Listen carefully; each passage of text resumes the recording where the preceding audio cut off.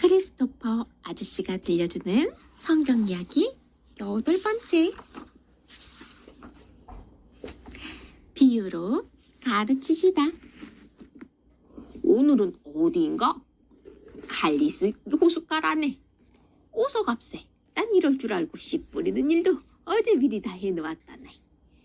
예수님은 성전 회당은 물론이요, 산과 바다, 호수 등 어디서든 사람들을 모아놓고 말씀을 전하셨어.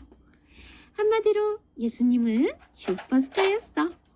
어딜 가든지 인기 폭발이었지. 예수님은 비유를 들어 말씀하시기를 좋아하셨단다. 비유를 들어 얘기하면 사람들은 귀를 더욱 쫑긋 기울였고 비유의 의미가 뭔지 더 골똘히 생각하곤 했거든. 그러면 말씀이 더 오래오래 마음에 남았지. 자, 그럼 예수님이 비유로 들려주신 보석 같은 이야기들을 우리 함께 들어볼까? 한 농부가 가을에 얻을 곡식을 위해 씨를 뿌리러 나왔단다. 그는 오른쪽 왼쪽 골고루 위로 씨앗을 뿌렸지. 그중 어떤 씨는 길가에 떨어져 새들의 먹이가 되고, 어떤 씨들은 돌밭에 뿌려져 뿌리를 내리지 못해 말라 죽었어.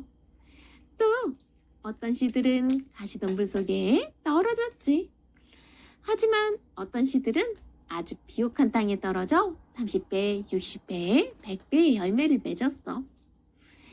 길가에 떨어져 새들의 먹이가 된 씨앗은 하나님 나라에 관해 들어도 마귀가 중간에서 그것을 가로채버리는 걸 뜻해. 돌밭에 떨어져 뿌리질을 내지 못한 것은 하나님 말씀을 듣고도 마음에 깊이 새기지 못하는 사람들을 가리키지. 가시덤불 속에 떨어진 씨앗은 씨앗이 가시덤불 속에 떨어지면 뿌리를 내린다 할지라도 이리 찔리고 저리 찔려 제대로 자랄 수 없겠지. 돈이나 명예 등 여러 이유로 방해를 받아 하나님 말씀을 받아들이지 못하는 사람들에 대한 비유야. 좋은 땅에 떨어진 씨앗은 하나님의 말씀을 마음에 깊이 새기고 그 말씀대로 살아 하나님께 상을 받는 것을 뜻하지. 잃어버린 동전. 한 여인이 운전 연잎을 가지고 있었단다. 그런데 그만 주머니가 찢어지면서 10개의 동전이 차르르 바닥으로 흩어지고 말았지. 여인은 무릎을 꿇은 채 항아리 밑이며 책상 밑이며 일일이 찾아보며 운전들을 주었어. 그런데 어찌된 일인지 마지막 한 잎이 보이질 않았지. 날이 어두워지자 그녀는 등불을 가져다 구석구석을 비추어 보았어. 그러다 마침내 잔장 아래쪽에서 잃어버린 동전 한 잎을 찾았지. 그녀는 너무나 기뻤단다.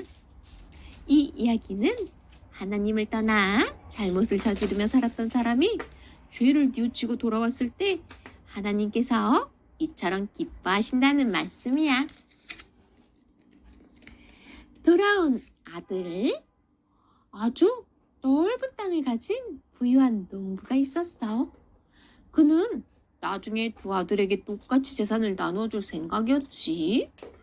그래서 일도 똑같이 시켰어. 두 아들은 밭을 일구고 농사를 지으면서 하루하루 열심히 살아갔어. 그런데 둘째 아들은 어느 순간 일이 하기 싫어졌어. 꾀가 난 거야. 다람쥐 쳇바퀴 돌듯 되풀이되는 농장 일이 지겨워. 새로운 곳에서 재밌는 일을 하면서 살고 싶어. 둘째 아들이 아버지에게 말했어. 아버지, 저에게 물려주실 재산을 지금 주시면 안 될까요? 저는 다른 나라로 가서 재미있게 살고 싶어요. 더 이상 농장 일은 하고 싶지 않아요.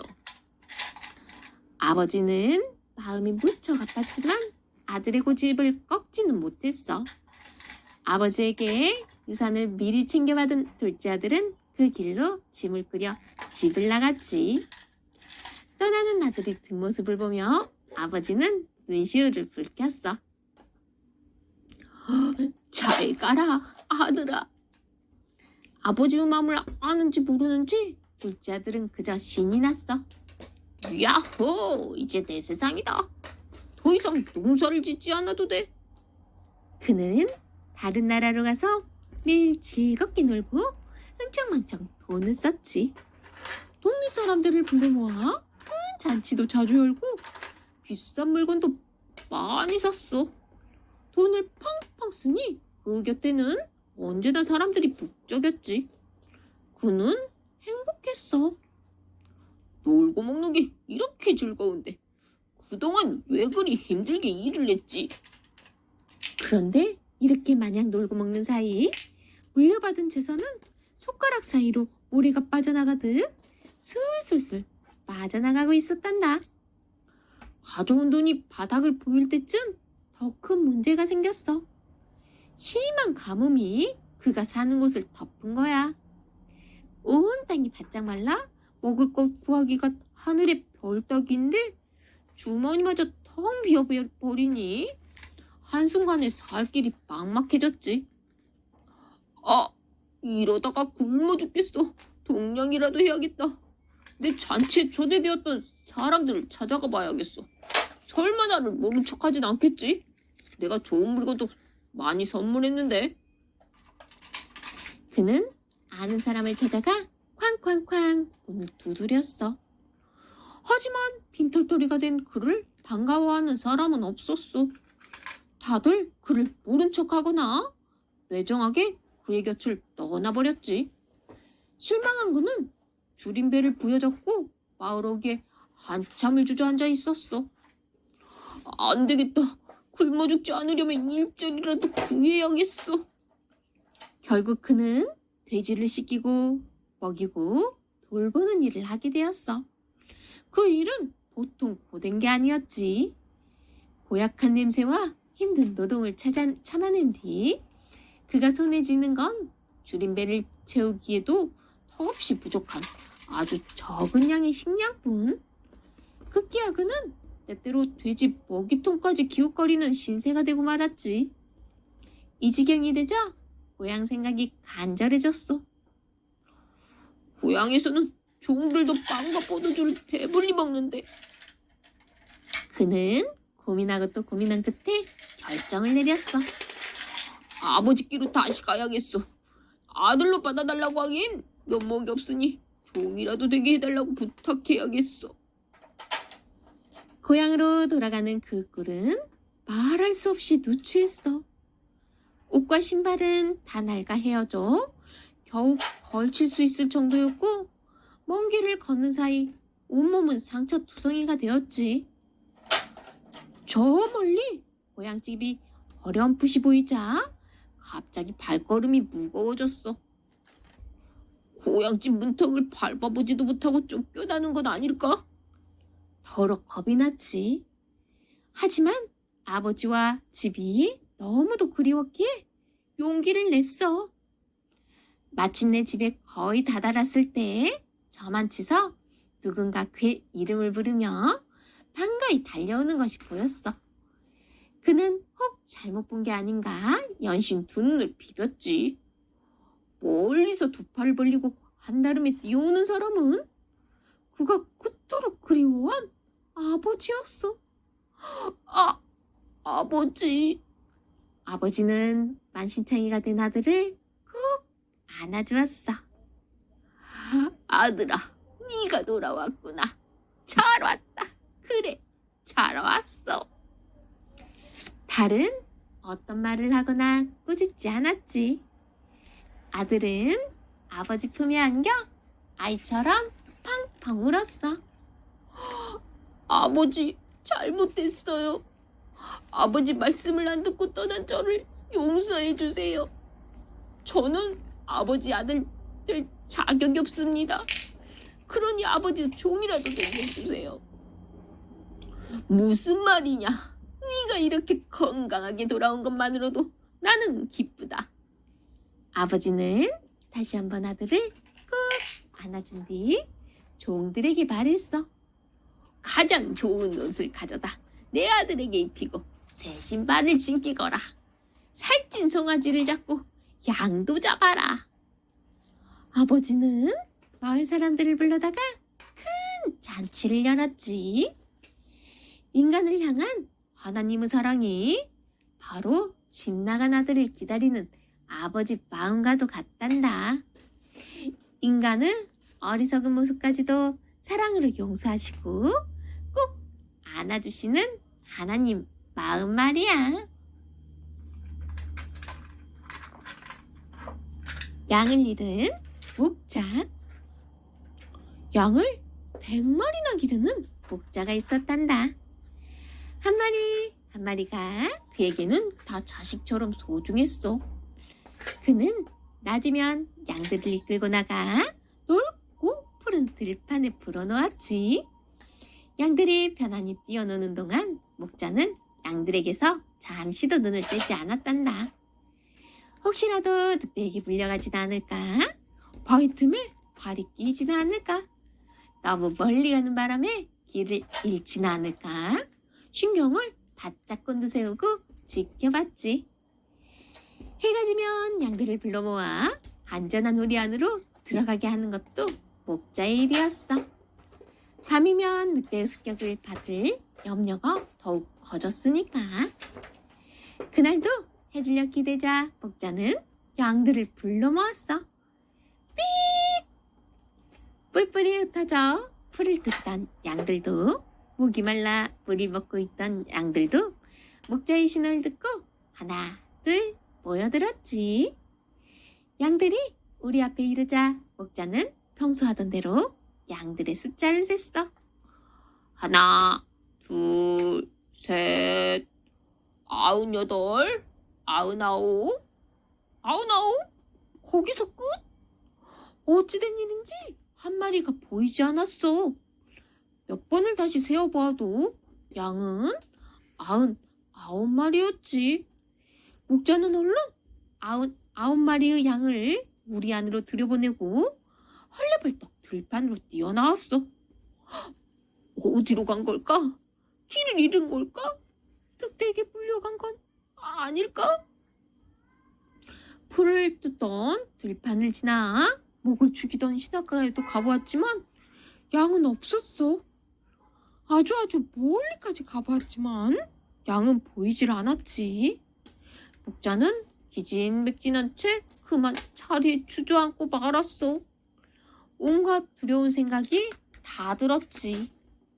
그때 어딘가에서 아주 작고 갸냘픈 물음소리가 들려왔어. 매!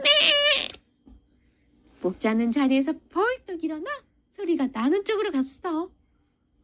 오, 가엾은 내 양아. 잃어버린 양이 거기에 있었지. 길을 잃고 얼마나 여기저기 헤매 다녔던지 기운이 다 빠진 듯 다리도 펴지 못한 채로 말이야. 얼마나 고생이 많았니? 목자는 양을 힘껏 끌어안고는 눈물을 뚝뚝 흘렸어. 집으로 돌아오는 길, 몸은 금방이라도 쓰러질 듯 힘들었지만 마음은 누구보다 행복했단다. 얼마나 기뻤던지 목자는 집에 오자마자 온 동네 사람들을 다 불러 모으고는 커다란 잔치를 벌였지. 이 이야기처럼 하나님에게 사람은 어린 양과 같은 존재란다. 약하고 자기 마음대로 돌아다니다가 길을 잃을 수도 있고 나쁜 일에 휘말릴 때도 있어. 양이 늑대를 만날 수 있는 것처럼 말이야. 그럴 때 하나님이 늘 지켜주신다는 가르침을 예수님은 비유를 들어 말씀하신 거야.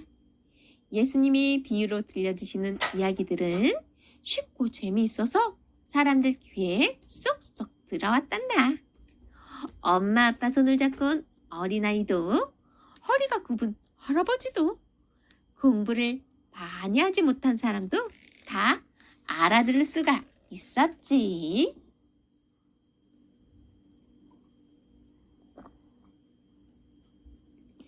가장 크고 중요한 것, 사랑.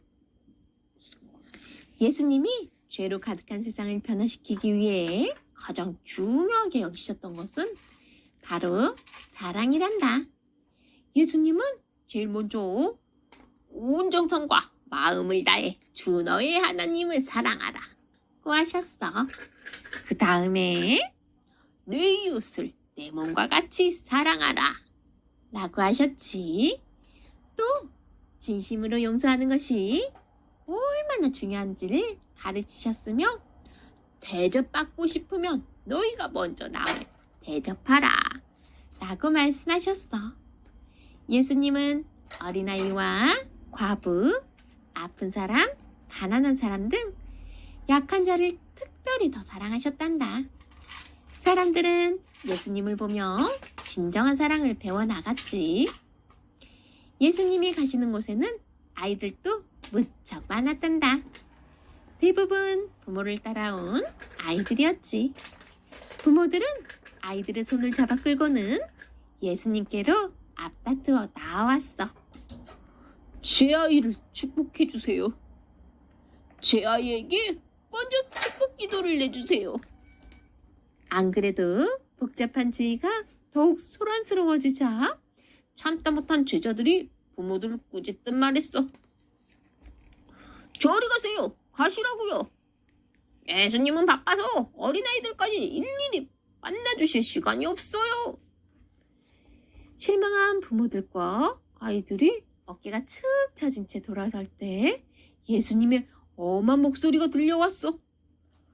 왜 아이들이 내게 오는 것을 막느냐?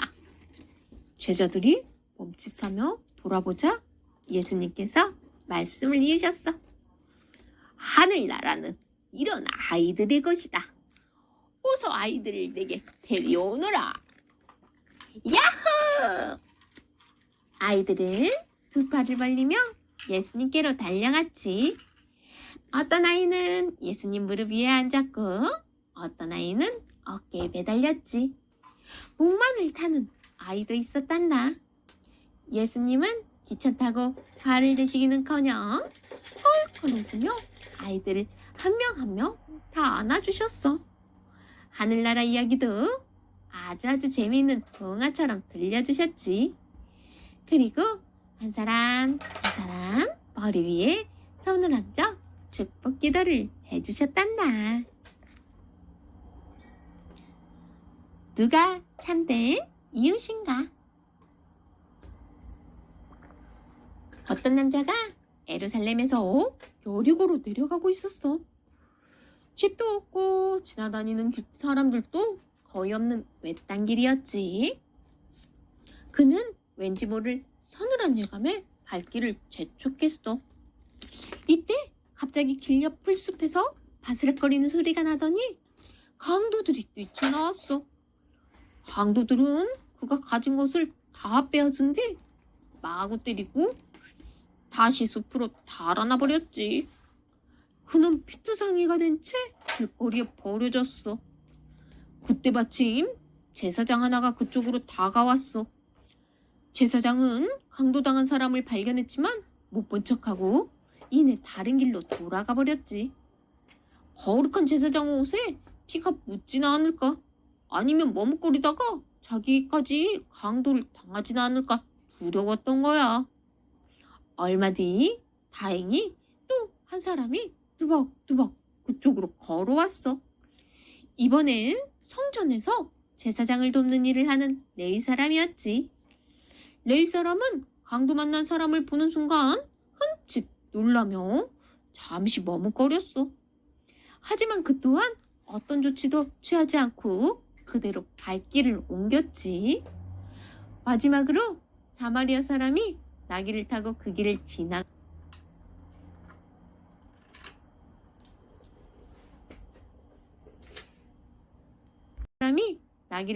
길을 지나가게 되었어.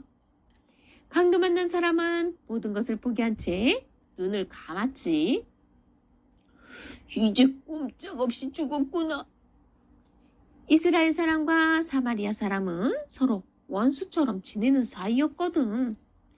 경건하고 거룩하다고 하는 제사장이나 레위 사람도 자신을 그냥 지나쳐갔는데 사마리아 사람이 도와줄 리가 없다고 생각한 거야.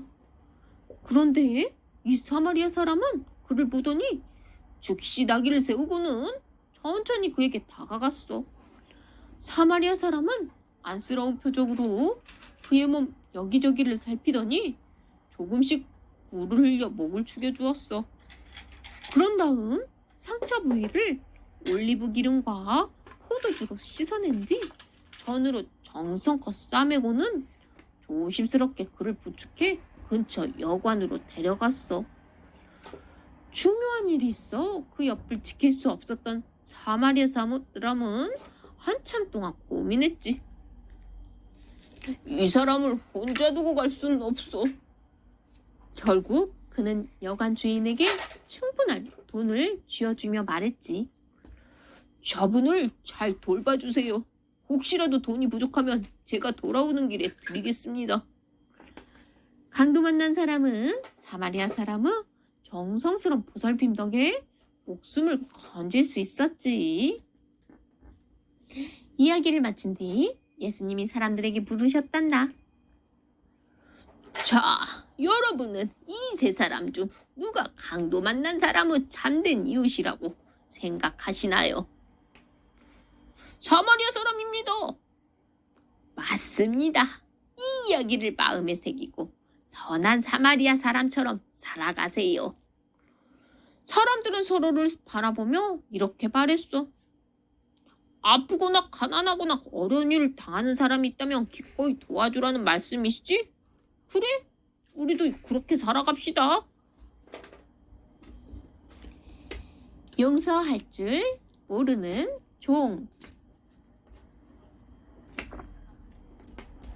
어느 날 제자 베드로가 예수님께 물었어. 주여, 제게 죄를 범한 형제가 있다면 몇 번이나 용서해야 하나요? 7번을 해야 하나요? 예수님이 대답하셨어. 7번이 아니라 7번씩 70번까지도 하라. 7번씩 70번까지? 490번이나? 맞아. 예수님은 그렇게 용서하고 또 용서하라고 하셨지. 그러면서 이 이야기를 들려주셨단다. 어느 날 1만 달란트를 빚진 종이 주인에게 끌려왔어. 달란트는 유대의 화폐 단위로 1달란트는 약 6천 데나리온으로 엄청나게 큰 금액이었어. 주인은 그에게 빚을 갚으라고 명령했지. 그는 무릎을 꿇고 간절하게 빌었어. 주인님, 조금만 기다려주시면 꼭 갚겠습니다. 다 갚겠습니다. 주인은 그를 불쌍히 여겨 빚을 없애주었어. 그는 풀려난 뒤에 자기에게 100데나리온을 빚진 동료를 만났지. 데나리온은 평범한 일꾼의 하루치 품삯이었어. 그는 병렬을 보자 멱살을 잡은 채 무섭게 윽박질렀어. 당장 빚을 갚으라고. 동료가 무릎을 꿇고 조금만 기다려달라고 애원했지만 그는 들은 척도 하지 않고 빚진 자를 감옥에 쳐넣었지. 1만 달란트를 탕감받은 자가 100데나리온 빚진 자를 가두는 모습을 본 다른 종들이 주인에게 그 사실을 알렸어. 주인은 곧바로 종을 불러들였지. 이 악한 종아, 내가 너를 불쌍히 여겨 자비를 베풀었으면 너도 다른 이에게 자비를 베푸는 것이 옳지 아니하냐. 주인은 몹시 화가 나서 그에게 다시 벌을 내렸단다. 이야기를 마친 후 예수님이 말씀하셨어. 여러분이 잘못을 저지른 형제를 진심으로 용서하지 않으면 하늘에 계신 내 아버지께서도 이같이 하실 것입니다. 용서할 줄 아는 마음이 곧 사랑임을 가르치신 거야. 산상수훈. 이날 예수님은 갈릴리의 작은 산에 올라가 제자들에게 천국의 복에 관해 설교하셨단다. 예수님이 이날 산에서 들려주신 말씀을 산상수훈이라고 해. 자, 여기 예수님의 산상수훈을 함께 들어보자꾸나. 마음이 가난한 사람은 복이 있으니 하늘나라가 바로 그의 것입니다. 슬퍼하는 사람은 복이 있으니 그가 위로를 받을 것입니다. 온유한 사람은 복이 있으니 그가 땅을 차지할 것입니다. 옳은 일을 하려고 노력하는 사람은 복이 있으니 그가 배부를 것입니다. 자비로운 사람은 복이 있으니 그가 하나님의 자비하심을 입을 것입니다. 마음이 깨끗한 사람은 복이 있으니 그가 하나님을 만나게 될 것입니다. 평화를 위하여 일하는 사람은 복이 있으니 그가 하나님의 아들이라 불릴 것입니다. 옳은 일을 하다가 어려움을 겪은 사람은 복이 있으니 하늘나라가 그의 것입니다. 당신이 나 때문에 모욕을 당하고 박해와 비난을 받는다면 복이 있을 것입니다. 기뻐하고 즐거워하십시오. 당신이 받을 큰 상은 하늘나라에 준비되어 있습니다. 옛 선지자들도 당신처럼 박해를 받았습니다. 당신들은 세상의 소금입니다. 만일 소금이 짠맛을 잃으면 무슨 소용이 있겠습니까? 짠맛을 잃은 소금은 쓸모가 없어 밖에 내버려져 사람들에게 짓밟힐 것입니다. 당신들은 세상의 빛입니다. 그 빛을 세상에 비추어 주위 사람들이 당신들의 착한 모습을 보고 하늘에 계신 하나님 아버지를 찬양하게 하십시오. 사람들은 예수님의 말씀을 들으면서 무릎을 탁 쳤어. 이거야, 바로 이거였어. 복음을 전파하시라. 예수님을 만나고 싶어. 나도 우리 마을에도 예수님이 오셨으면 좋겠어. 나도 병이 나 건강해지고 싶어.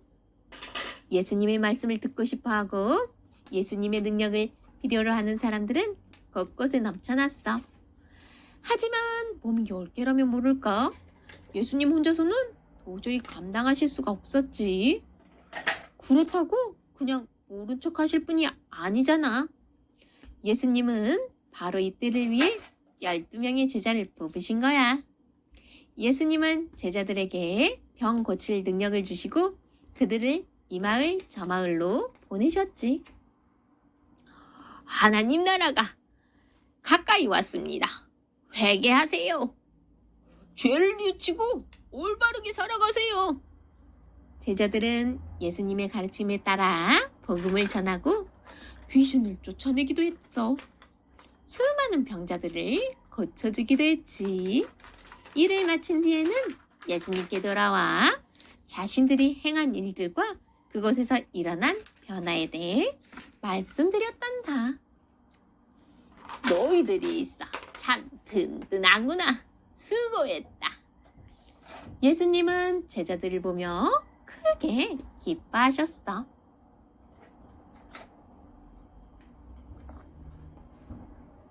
세례 요한의 죽음. 세례 요한을 기억하지? 그래, 예수님께 세례를 베풀었던 그 요한 말이야. 예수님은 요한에 대해 이렇게 말씀하셨단다. 그는 선지자보다 더 위대한 인물이다. 성경에 보라, 너보다 앞서 내 사자를 보내니 그가 네 갈 길을 닦아놓으리라 라고 써있다. 지금까지 태어난 사람 가운데 요한보다 더 큰 인물은 없다. 그런데 세례 요한이 감옥에 갇히고 말았단다. 세례 요한처럼 훌륭한 사람이 왜 갇혔을까? 무슨 잘못을 했길래? 헤롯 왕은 자기 동생의 아내 헤로디아와 결혼을 했어. 그걸 보고 세례 요한이 옳지 않은 일이라고 비판했거든. 그랬다고 감옥에 가둔 거야. 옳지 않은 걸 옳지 않다고 말했을 뿐인데 잡아놓다니 참 이상하지.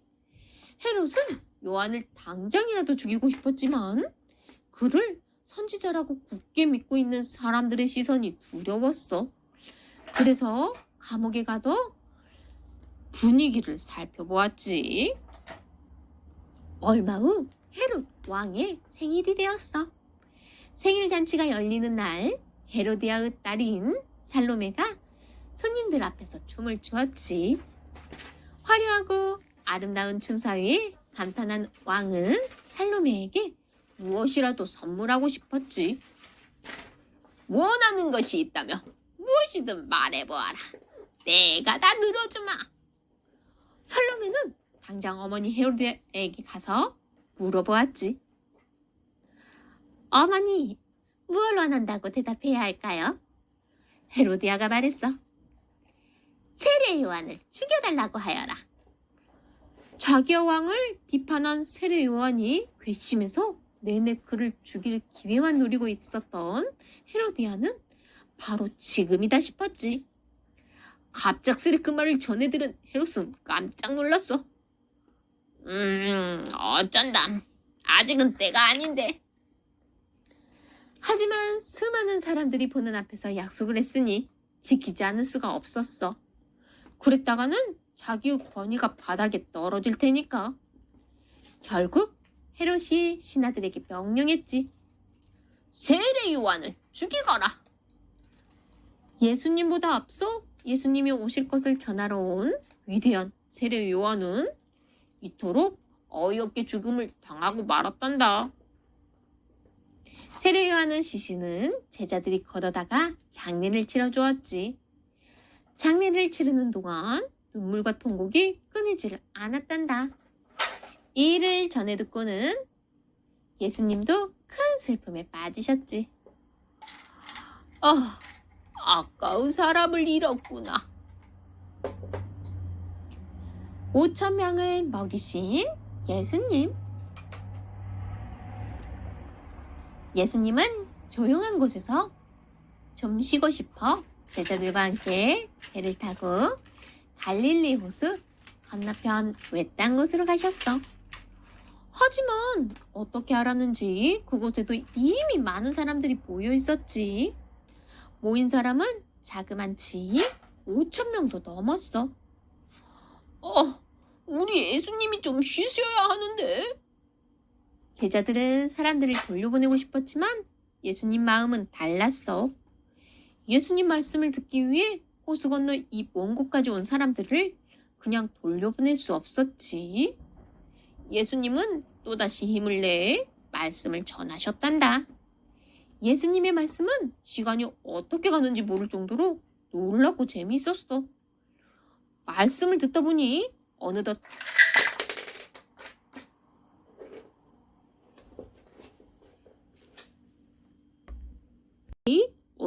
해는 뉘엿뉘엿 저 너머로 지기 시작했고 사람들은 슬슬 배가 고파졌지. 제자들이 말했어.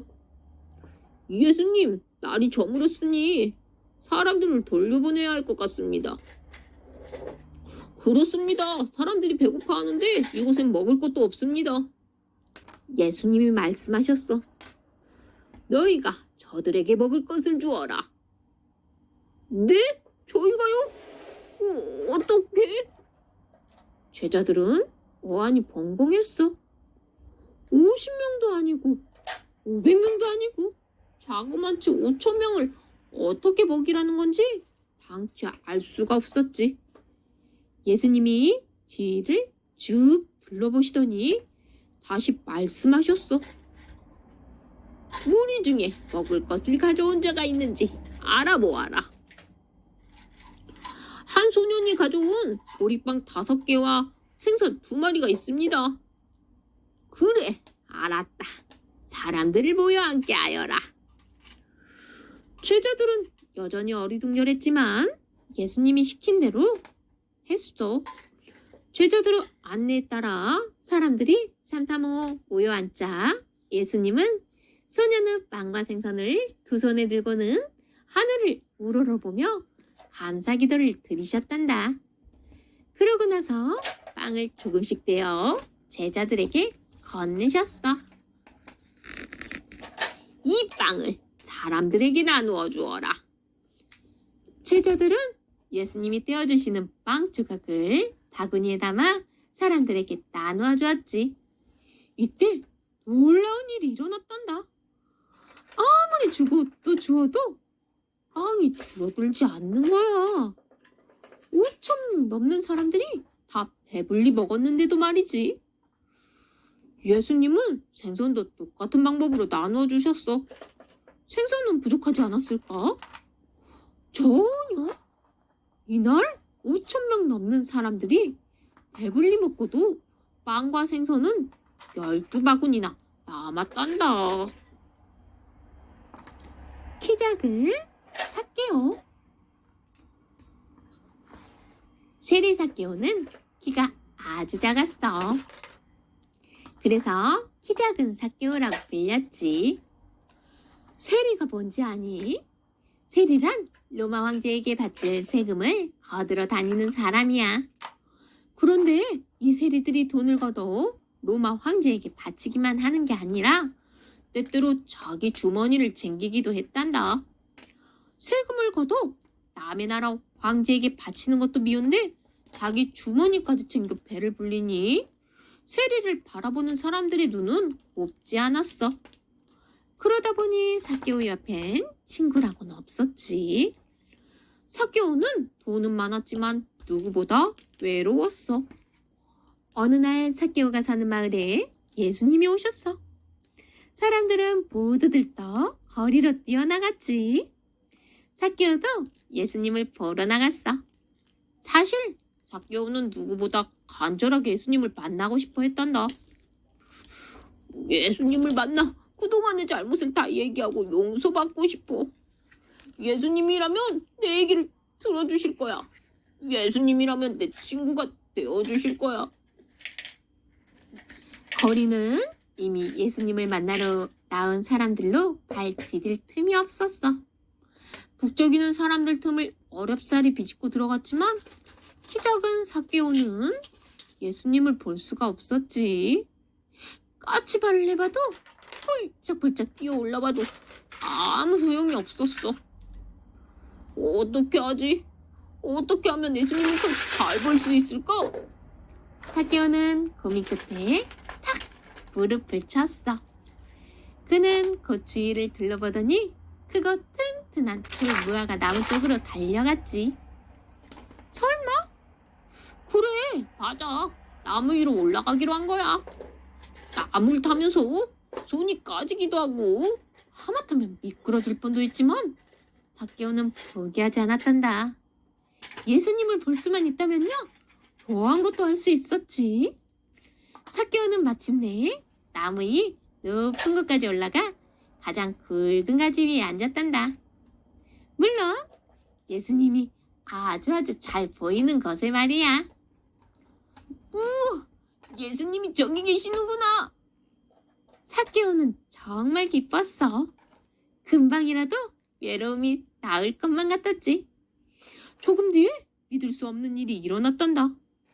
예수님이 삭개오가 올라가 있는 나무 쪽으로 한 걸음 한 걸음 천천히 걸어오시는 거야.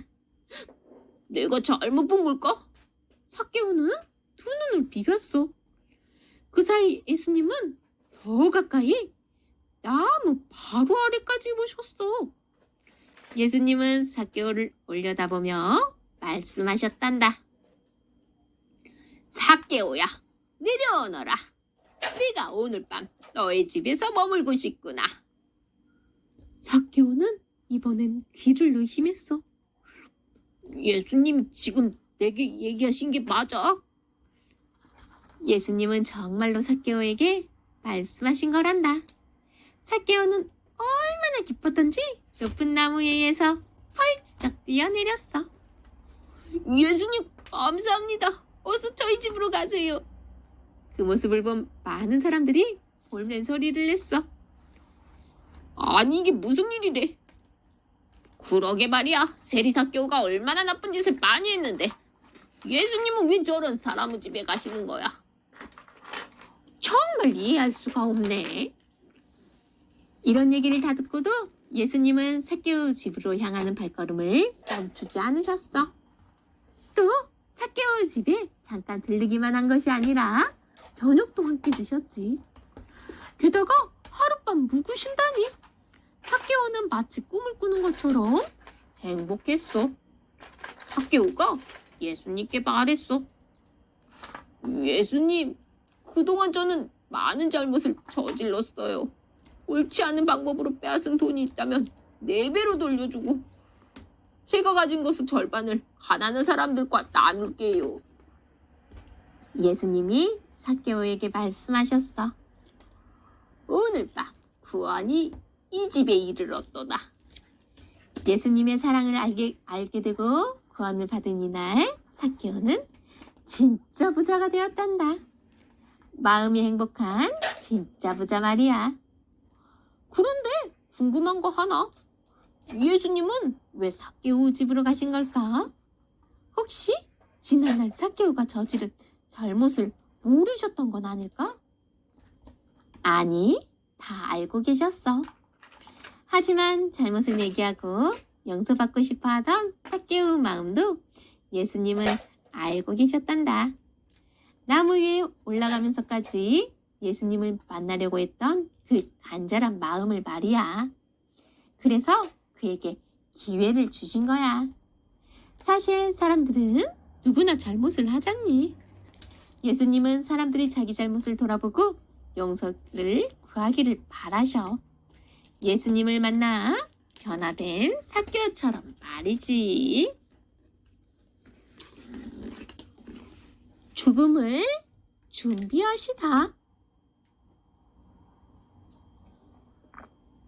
어느 날 예수님이 기도를 하러 산에 오르셨어. 베드로와 야고보, 요한도 예수님을 따라 올라갔지. 그런데 기도를 하는 동안 예수님 모습이 달라지기 시작했어. 입으신 옷이 점차 밝아지더니 눈부시게 빛났고 곧 모세와 엘리야가 나타나 예수님과 함께 이야기를 나누었단다. 예수님 곁에서 자다 일어난 제자들은 하마터면 기절할 뻔했지. 오래전 죽은 모세와 엘리야가 나타나 예수님과 이야기를 나누다니. 조금 뒤 구름이 온 땅을 뒤덮더니 그 속에서 한 목소리가 들려왔어. 이는 내 사랑하는 아들이니 너희는 그의 말을 들어라. 제자들은 두려워서 땅에 얼굴을 대고 엎드렸어. 예수님이 따스한 손길로 그들을 만지며 말씀하셨어. 일어나라. 두려워하지 말아라. 내가 죽은 자들 가운데 다시 살아나기 전까지 너희는 지금 본 것을 아무에게도 말하지 말아라. 예수님이 죽은 자들 가운데 다시 살아난다고? 제자들은 예수님 말씀이 무슨 뜻인지 도무지 알 수가 없었어. 얼마 후 예수님은 제자들과 함께 유월절 잔치에 참여하러 예루살렘으로 갈 준비를 하셨어. 이번에는 제자들에게 이렇게 말씀하셨지. 돌아오는 유월절에 나는 사람들의 죄를 다 없애줄 것이다. 아니, 이건 또 무슨 뜻이지? 제자들은 여전히 예수님의 말씀이 무엇을 뜻하는지 알지 못했단다. 며칠 뒤 유월절 잔치를 위해 예수님과 제자들이 길을 떠났어. 이제 조금만 더 가면 아름다운 예루살렘 성이 나올 거야. 그런데 예수님이 감람산에서 잠깐 멈추시더니 제자들에게 말씀하셨어. 저 마을로 가면 아무도 탄 적 없는 어린 날개 한 마리가 기둥에 매어 있을 것이다. 그 끈을 풀고 내게 끌고 와라. 만약 주인이 왜 그러느냐? 라고 묻는다면 주님께서 쓰고 곧 돌려보내겠다 하신다 라고 말하여라. 예수님이 말씀하신 곳으로 가자 정말로 나귀가 있었어. 제자들은 예수님이 말씀하신 대로 나귀를 메고 있던 끈을 풀었지. 주인이 물었어. 왜 나귀의 끈을 푸는 거요? 제자들이 예수님이 시키신 대로 대답하자 주인은 순순히 나귀를 내주었지. 제자들은 나귀를 예수님께 끌고 온 뒤 안장에다 자기들의 겉옷을 깔았어. 예수님은 말없이 그 위에 올라타셨단다. 제자들은 여전히 궁금했어. 다른 때에는 걸어서 예루살렘에 들어가셨는데 이번엔 왜 나귀를 타고 가시는 걸까? 꼭 그 옛날 다윗 왕처럼 말이야.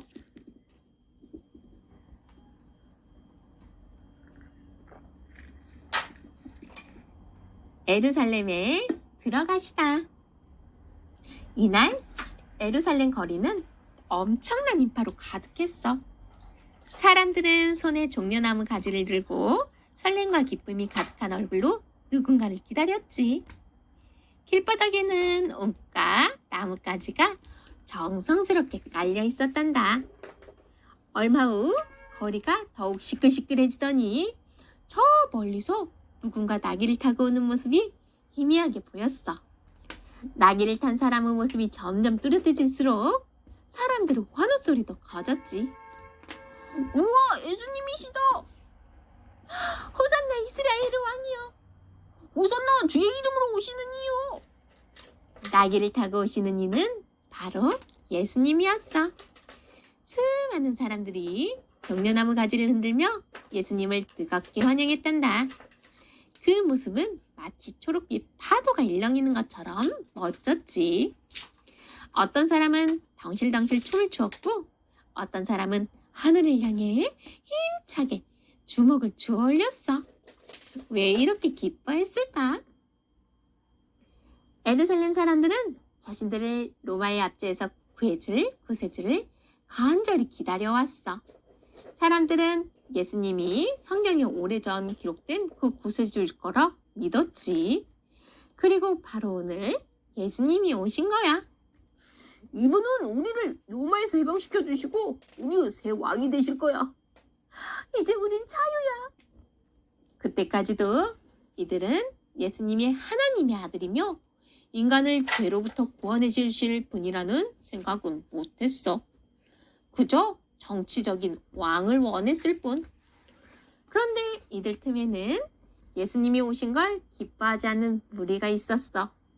예수님이 자기네보다 성경을 더 많이 알고 자기들의 위선을 책망하는 것, 그리고 사람들의 지지를 많이 받는 것을 시기하는 율법학자들이었지. 성전을 깨끗하게 하시다. 에루살렘에 있으신 예수님은 기도를 하기 위해 제일 먼저 성전으로 가셨단다. 그런데 성전에 도착하신 예수님은 깜짝 놀랐어. 성전이 물건을 사고 파는 사람들로 복새통을 이루고 있었던 거야. 성전은 분명 예배하는 곳인데 어느 틈인가 시장이 되어 있었지. 저 여기 잘 키운 소가 있어요. 여기 이쪽으로 오시오. 여기가 더 싸다오. 살찐 비둘기를 사실 분은 이쪽입니다. 사람들은 소리를 고래고래 지르며 소나 양 등 성전 제사의 제물로 쓸 가축들을 사고 팔고 있었어. 심지어 돈을 바꾸어주고 빌려주는 사람까지 있었지.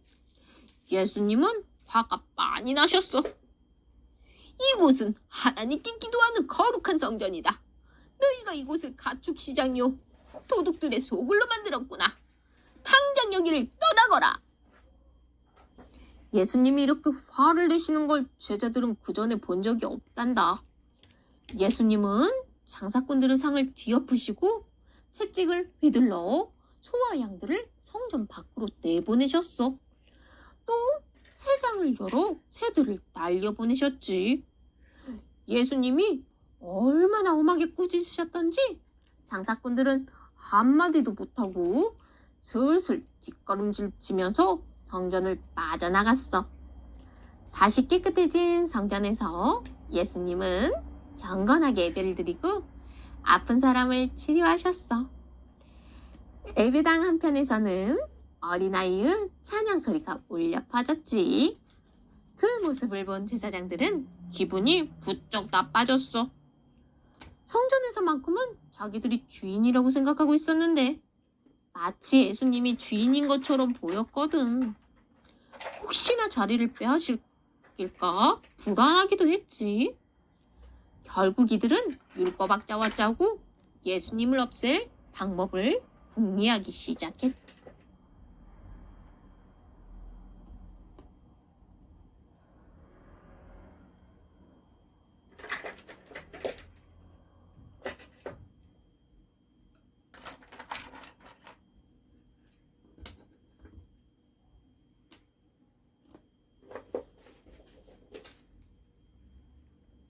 왔자고 예수님을 없앨 방법을 궁리하기 시작했단다.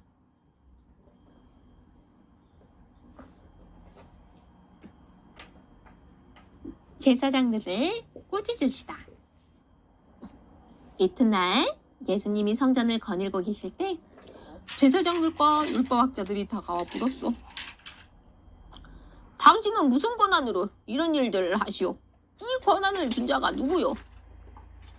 예수님이 말씀을 전하시고 병든 자를 고치시는 걸 보고 하는 말이었어.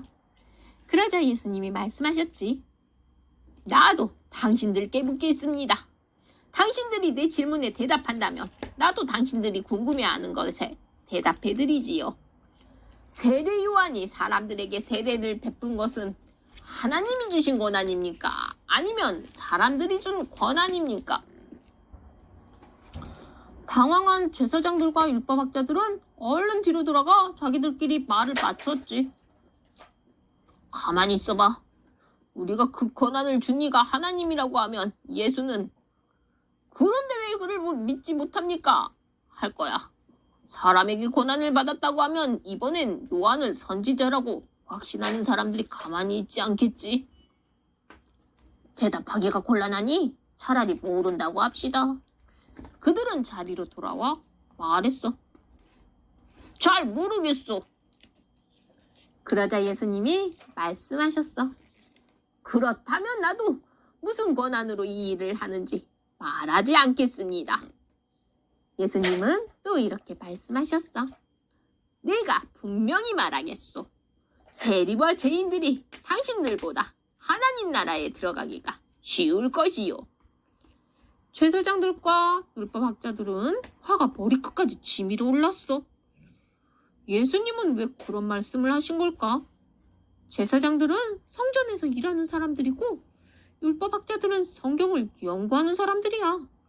다들 존경받아 마땅한 종교 지도자들이었지.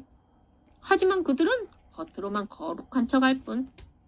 뒤로는 사람들의 재산을 빼앗고 높은 자리에 오르는 것을 좋아하며 온갖 탐욕을 부렸단다. 잘못을 뉘우치지도 않았고 말이야. 그날 이후 종교 지도자들은 예수님을 없애려는 계략을 더욱 구체적으로 짜기 시작했지.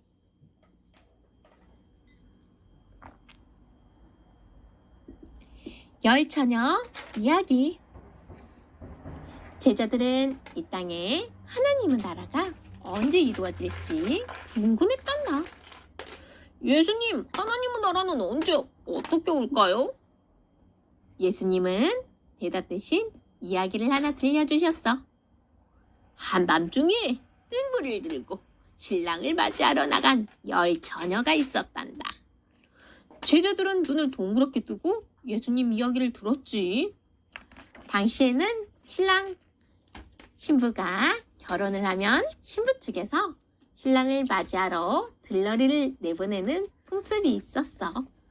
만약 신랑을 못 만나게 되면 결혼식 끝나고 이어지는 잔치에 참여할 수가 없었단다.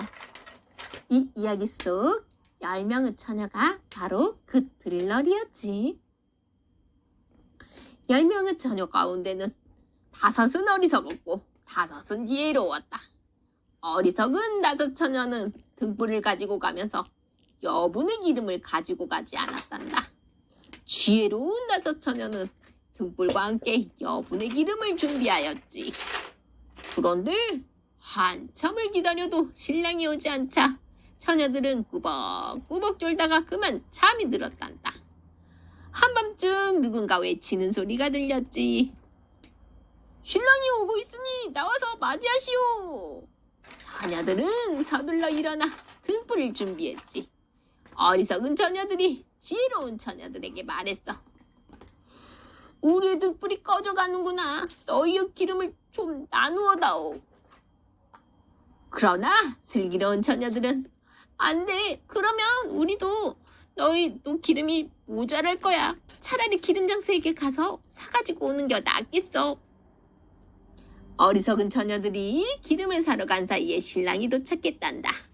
준비를 하고 있던 슬기로운 5 처녀는 신랑과 함께 혼인잔치에 들어가고 문은 닫혀버렸단다. 기름을 쌓은 5 처녀가 문을 두드리며 애원했지만 신랑은 그들을 알지 못한다고 말했다. 이야기를 마친 후 예수님이 제자들에게 말씀하셨어. 그러므로 깨어 있어라. 하나님의 나라가 언제 올지 너희는 알지 못하기 때문이다. 잠을 자지 말고 깨어 있으라는 뜻일까? 하나님의 나라가 오면 구원받을 수 있도록 예수님을 믿고 항상 기도하라는 뜻이란다.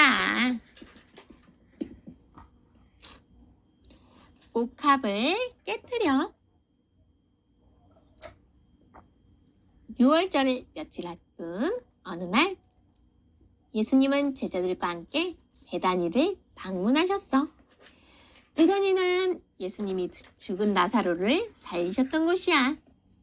베다니에는 나사로와 마리아, 마르다, 시몬 등 예수님을 따르는 사람이 많았어. 그날 예수님은 나병환자 시몬의 집에 머물고 계셨단다. 예수님이 식사를 하고 계시는데 마리아가 향유 같은 옥합을 가지고 왔어. 향유는 향기가 나는 기름이고 옥합은 옥으로 만들어진 병이야. 그러니 향유 같은 옥합은 아주 값비싼 물건이었지. 그런데 마리아가 향유 같은 옥합을 가지고 와 예수님 앞으로 가더니 갑자기 이상한 행동을 했어. 옥합 주둥이 부분을 깨트리더니 예수님의 머리와 발에 줄줄 쏟아붓기 시작한 거야. 마리아는 향유가 흐른 예수님의 발을 자신의 머리털로 정성껏 닦아드렸어. 제자들이 놀라 수군거렸지. 아니 어쩌자고 이렇게 비싼 향유를 낭비하는 거지? 몇몇은 마리아를 나무랐어. 지금 뭐라는 건가? 당신이 가져온 향유를 팔면 수많은 가난한 사람을 구제할 수 있다네. 하지만 예수님은 그들을 말리며 이렇게 말씀하셨어. 가난한 사람들은 늘 너희 곁에 있단다. 너희는 마음만 있으면 언제든지 그들을 도울 수 있지만 나는 언제나 너희와 함께 있는 것이 아니다. 마리아는 자기가 할 수 있는 일을 하였다. 곧 내 몸에 향유를 부어서 내 장례를 미리 준비한 것이다. 내가 진정으로 너희에게 말한다. 복음이 전파되는 곳마다 이 여인이 한 일도 전해질 것이다. 그래서 온 세상 사람들이 이 여인을 기억하게 될 것이다. 제자들은 이 어려운 말씀이 무엇을 뜻하는지 몰라 고개를 갸웃거렸지만 마리아는 이날이 예수님과 함께 보내는 마지막 시간이라는 것을 알고 있었단다. 그래서 가장 귀한 향유를 가져다가 예수님께 바친 거야.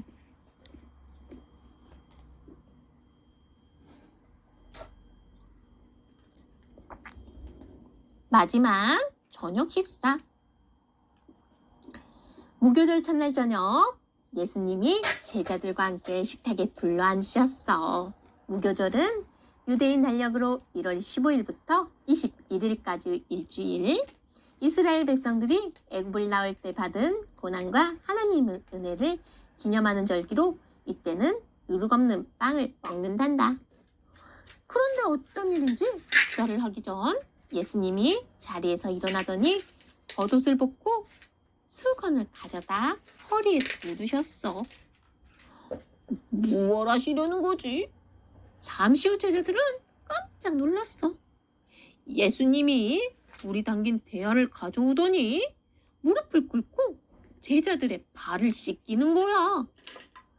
빌립, 야고보, 요한, 예수님은 한 명 한 명의 발을 정성껏 씻어주시고 허리에 두른 수건을 풀어 물기를 닦아주셨지.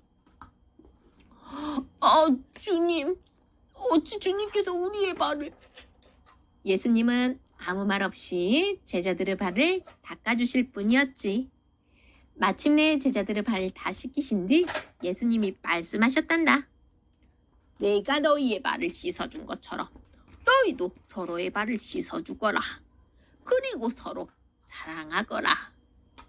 예수님은 이 세상을 떠나 하나님께로 돌아가야 할 때가 온 것을 아셨어. 그래서 마지막으로 제자들을 발을 씻기심으로써 진정한 사랑과 섬김의 본을 보이신 거란다. 한창 식사를 하고 있을 때 예수님이 이상한 말씀을 하셨어. 지금 여기 있는 너희 중 한 사람이 나를 배신할 것이다. 배신이라니? 여기 있는 사람들은 다른 사람도 아니고 예수님을 따르는 제자들인데? 궁금한 제자들이 앞다투어 물었어. 그럴 리가요. 주님, 혹시 저인가요? 저인가요?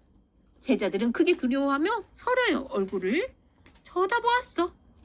그때 유다가 말했어. 예수님, 저는 아니죠. 예수님이 낮은 소리로 말씀하셨어. 유다, 바로 너다. 네가 하려고 하는 일을 당장 하거라.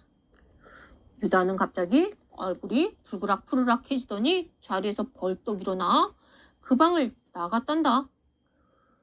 유다가 어디로 갔는지는 예수님만이 알고 계셨지. 예수님은 아무 일도 없었던 것처럼 식사를 계속하셨어. 예수님은 먼저 빵을 들고 축복 기도를 하신 뒤 조금씩 떼어서 제자들에게 나누어 주며 말씀하셨단다. 죽기 전 마지막으로 너희와 함께 식사를 하고 싶었다. 자, 받아 먹어라. 이것은 너희를 위해 떼어주는 나의 몸이다. 이 빵을 먹고 나를 영원히 기억하거라. 빵을 먹고 나서 예수님은 이번에는 포도주를 채운 잔을 들어 감사 기도를 드리셨어. 그러고는 제자들에게도 다 나누어 주셨지. 이것은 많은 사람의 죄를 용서해 주기 위해 흘리는 나의 피다. 너희는 이것을 마실 때마다 나를 기억하고 이 예식을 행하라. 제자들은 예수님이 주는 빵과 포도주를 받아 마시면서도 왜 이렇게 행하시는지 몰라 고개를 갸웃거렸지. 십자가 그리고 부활. 식사를 마친 뒤 예수님과 제자들은 감람산으로 갔어. 감람산에 오르자 예수님이 말씀하셨어. 오늘 밤 대바가 잡혀갈 때 너희는 모두 나를 버릴 것이다. 이때 베드로가 소리쳤어. 주님, 잡혀가신다니 그게 무슨 말씀이십니까? 또 버린다니요. 주님, 모두가 예수님을 저버린다 해도 저는 절대 주님을 떠나지 않을 거예요. 베드로야, 너는 내일 아침 딱이 울기 전까지 3번 나를 모른다고 부인할 것이다. 주님을 부인하다니요. 절대 그런 일은 없을 겁니다. 베드로의 말이 끝나기가 무섭게 다른 제자들도 앞다투어 말했어. 저희도 절대 주님을 버리지 않겠습니다. 무슨 일이 있어도 주님 곁을 지킬 거예요. 예수님은 겟세마네 동산으로 자리를 옮기셨어. 하나님께 조용히 기도하고 싶을 때마다 찾으시던 곳이었지. 나는 저쪽으로 가서 기도하고 올 테니 너희는 여기서 깨어 기도하며 기다려라. 예수님은 혼자 조금 떨어진 곳으로 가서 눈물을 흘리며 기도하셨어. 하나님 아버지, 아버지께서는 무엇이든 할 수 있는 분이시지요. 그러니 하실 수 있거든 제가 이 고통의 잔을 마시지 않도록 도와주세요. 그러나 제 소원대로 하지 마시고 아버지의 뜻대로 하시기를 원합니다. 고통의 잔이란 예수님의 죽음을 의미하는 거였지. 기도를 마치고 돌아와 예수님이 말씀하셨어. 자, 내가 왔다. 이제 나를 배신한 사람이 올 것이다. 그 말씀이 채 끝나기도 전에 나타난 사람은 예수님의 제자 유다였어. 유다 곁에는 칼과 몽둥이로 무장한 군인들이 횃불을 들고 서 있었지. 마지막 저녁 식사 자리에서 먼저 일어났던 유다는 그 길로 바로 예수님을 죽이려는 사람들에게 갔어. 그리고 돈 몇 푼에 예수님의 일정을 그들에게 보에 바쳤지. 예수님은 놀라거나 당황하지 않으셨어. 이 일이 일어날 걸 이미 알고 계셨으니까. 유다가 말했어. 사방이 어둡소. 예수님이 아닌 엉뚱한 사람을 잡으면 안 되니 내가 입 맞추는 자를 붙잡으시오. 내가 입 맞춤하는 자가 예수요. 그리고 곧바로 예수에게 나와 주여! 하며 입을 맞추었지. 저 사람이다! 무리가 달려들어 예수를 붙잡았어. 아니, 이자들이 지금 뭐하라는 거야? 베드로가 분노하며 군인에게 달려들더니 허리춤에서 칼을 뽑아들고 제사장은 종을 내리쳤어. 우와! 대제사장의 종이 외마디 비명을 지르며 쓰러졌지. 그 오른쪽 귀에서는 피가 줄줄 흘렀어. 이 모습을 지켜본 예수님이 베드로를 꾸짖으셨어. 칼을 치우라. 칼을 든 자는 칼로 죽으리라. 그러고는 그 즉시 종의 귀를 만져 고쳐주셨단다. 예수님이 다시 말씀하셨어. 자, 어서 나를 데려가시오. 군인들은 예수님을 밧줄로 꽁꽁 묶어서 대제사장 가야바에게 데려갔어. 베드로는 예수님에게 무슨 일이 닥칠지 걱정되고 궁금하기도 해 멀찍이 서 몰래 일행을 따라갔어.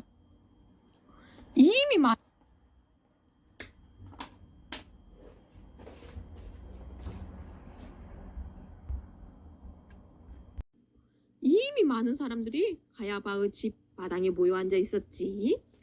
베드로는 슬그머니 그들 틈에 끼어 어떤 얘기가 오가는지 귀 기울이고 있었단다. 그때 맞은편에 있던 한 여인이 손가락으로 베드로를 가리키며 말했어. 저 사람도 예수와 함께 있었어요. 내가 분명히 봤어요. 베드로가 허세게 손사래를 쳤지. 무슨 소리요? 난 예수를 모르는 사람이요. 조금 뒤 또 다른 사람이 말했어. 맞는 것 같은데 나도 당신을 본 것 같아요. 베드로는 다시 고개를 절레절레 저었어. 잘못 본 것이요. 난 예수를 모르. 두 번째로 예수님을 부인했지.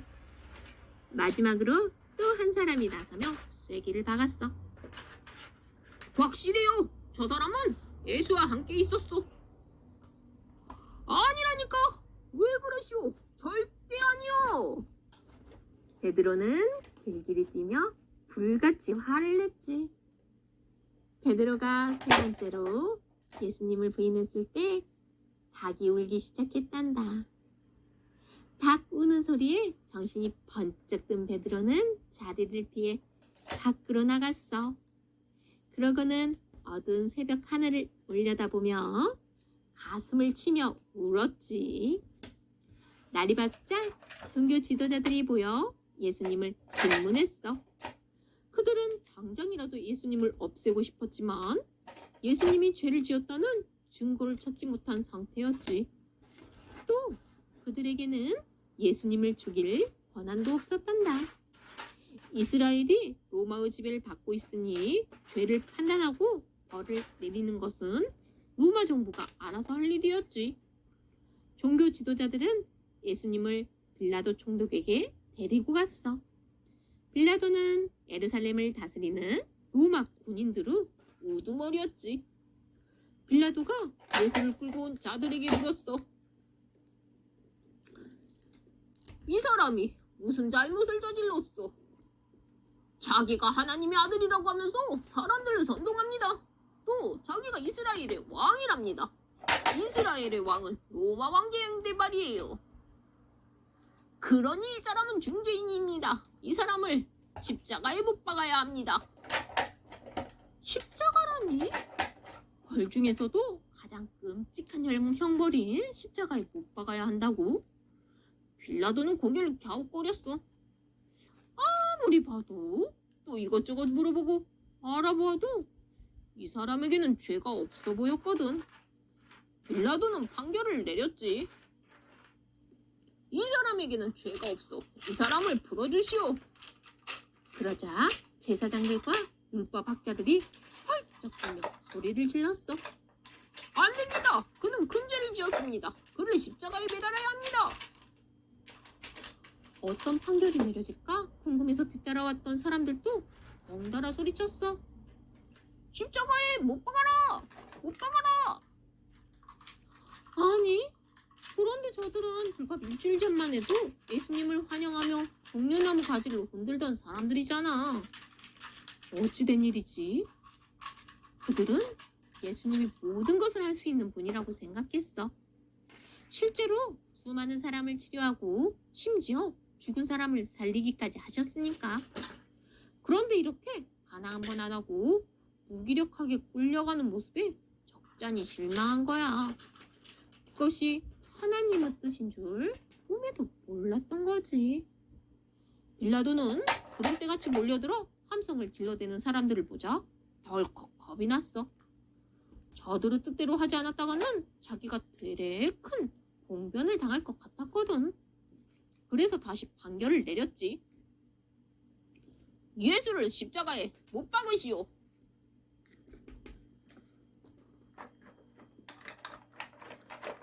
다 이루었도다. 군인들은 예수님께 가시로 만든 관을 씌우고 자주색 옷을 입혔어. 얼핏 보면 왕처럼 보이게 말이야. 그러고는 유대인 왕 만세! 하며 희롱했지. 더러는 예수님에게 침을 뱉기도 했고 더러는 아주 거칠게 채찍질을 하기도 했단다. 군인들은 예수님을 사형장에 있는 골고다 언덕으로 몰고 갔어. 골고다는 해골이란 뜻으로 예부터 처형 장소로 이용되어 해골이 많았다는 데서 유래된 이름인 골고다 언덕이라는 곳이야. 예수님은 무거운 십자가를 어깨에 지고 비틀거리며 힘겹게 한 발 한 발 내딛으셨지. 예수님의 숨소리가 점점 거칠어졌어. 일어나! 일어나란 말이야! 병사들은 무섭게 채찍을 휘두르며 넘어진 예수님을 일으켜 세웠어.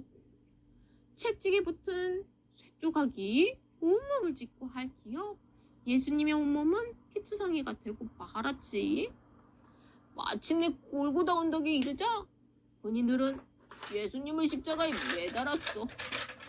그들은 예수님이 입고 있던 옷을 갈갈에 찢어 나눠 가지며 예수님을 마음껏 조롱했지.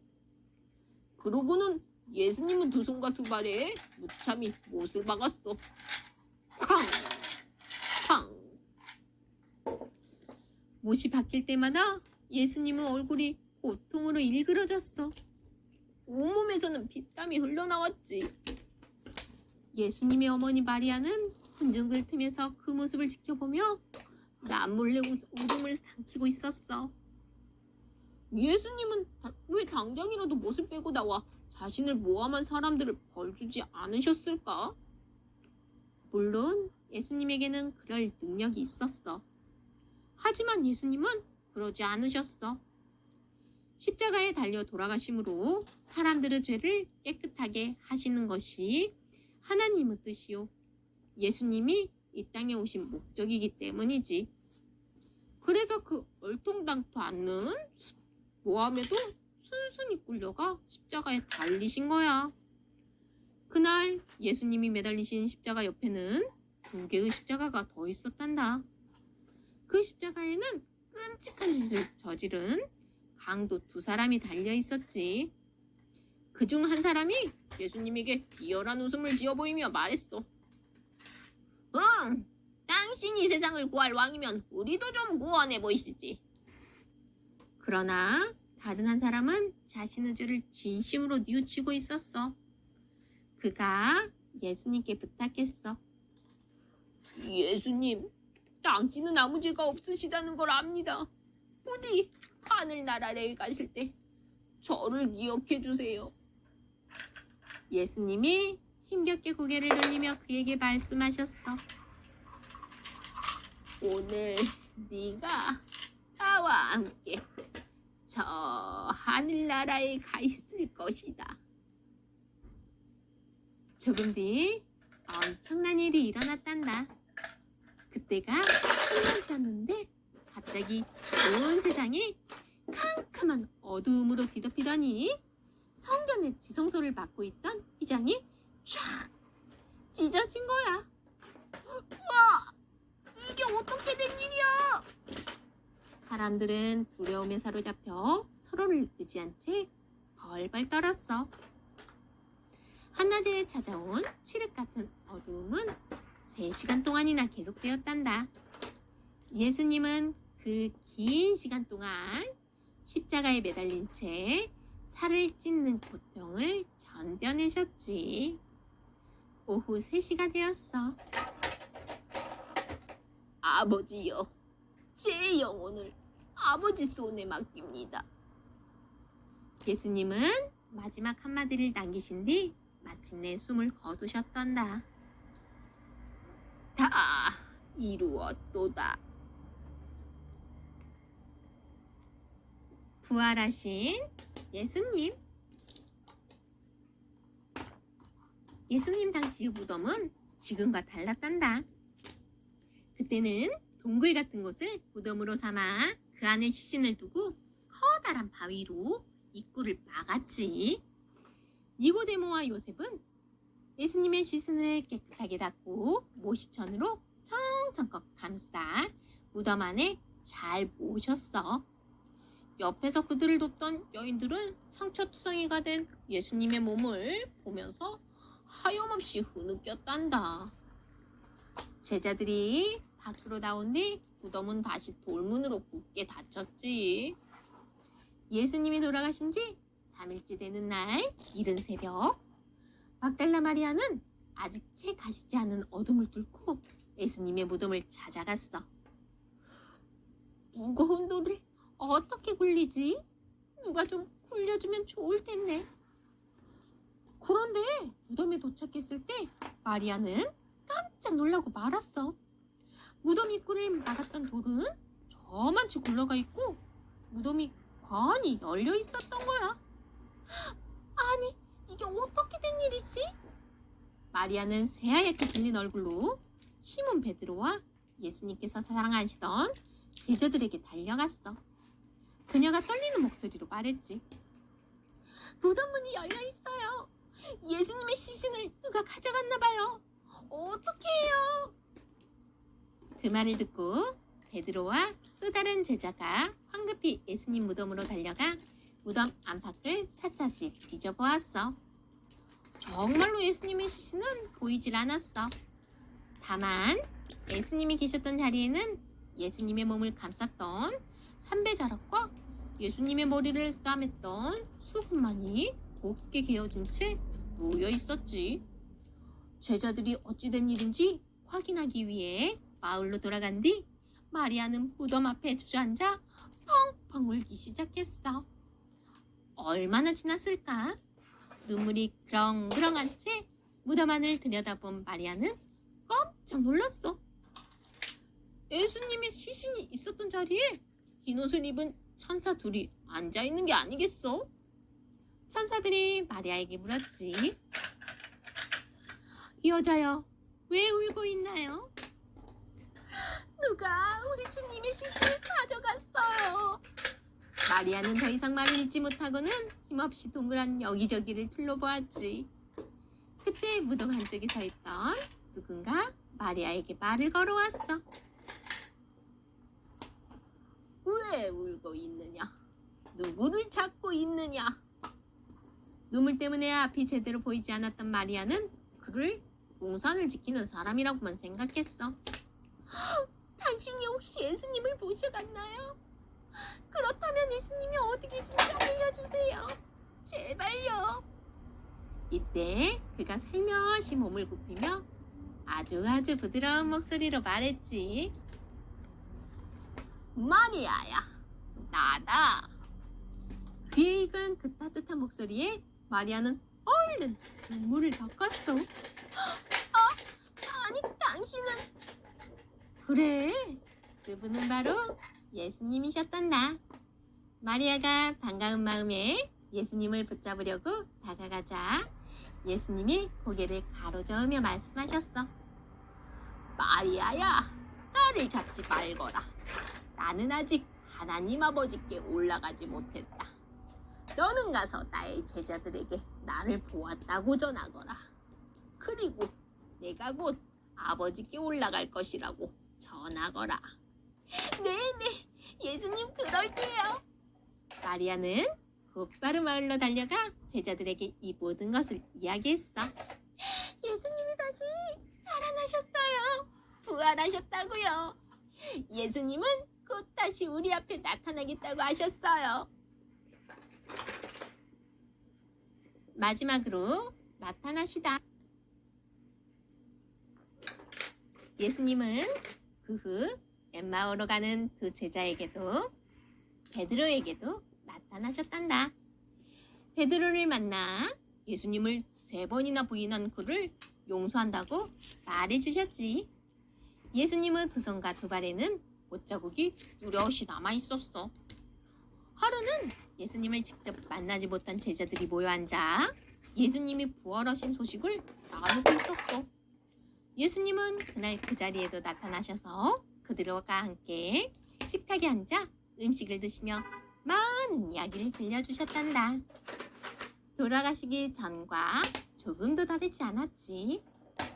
예수님의 모습도 들려주시는 이야기들도 말이야. 얼마 후 예수님은 갈릴리 호수에 있는 제자들에게 다시 나타나셨어. 제자들은 밤이 새도록 그물을 내렸지만 그날따라 물고기는 한 마리도 잡히지 않았지.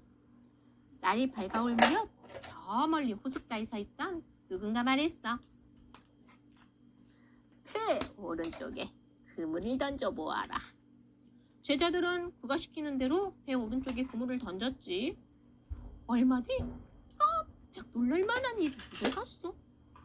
그물을 끌어올리기 힘들 정도로 많은 고기가 잡힌 거야. 예수님을 처음 만났던 그때처럼. 제자들은 열심히 노를 저어 호숫가 쪽으로 배를 몰았어. 그래, 역시 예수님이셨어. 예수님은 호숫가에다 아침 식사까지 준비해놓고 제자들을 기다리고 계셨단다. 제자들은 예수님이 마련해주신 빵과 구운 생선을 맛있게 먹었지. 무척이나 행복한 아침 식사였단다. 그 후 예수님은 몇 번을 더 제자들에게 나타나 다시 살아나신 것을 증명하셨어. 부활하시고 40일째 되던 날 예수님이 말씀하셨어. 나는 이제 하나님 아버지 곁으로 돌아갈 거야.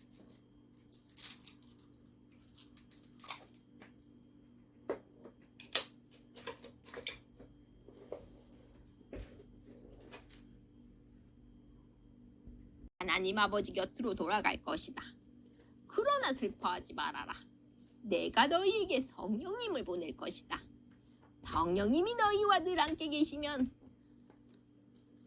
너희를 돕고 너희에게 능력을 주실 것이다. 너희는 가서 모든 민족을 제자로 삼고 아버지와 아들과 성령의 이름으로 세례를 주어라. 그리고 내가 너희에게 명령한 모든 것을 그들에게 가르쳐 지키게 하여라. 너희는 온 유대와 사마리아와 땅끝까지 이르러 내 증인이 되리라. 말씀을 마친 후 예수님은 하늘로 올라가셨단다. 이제 예수님을 볼 수 없지만 제자들은 더 이상 슬퍼하지 않았어. 그리고 예수님이 명령하신 대로 온 땅에 복음을 전하러 다니기 시작했지.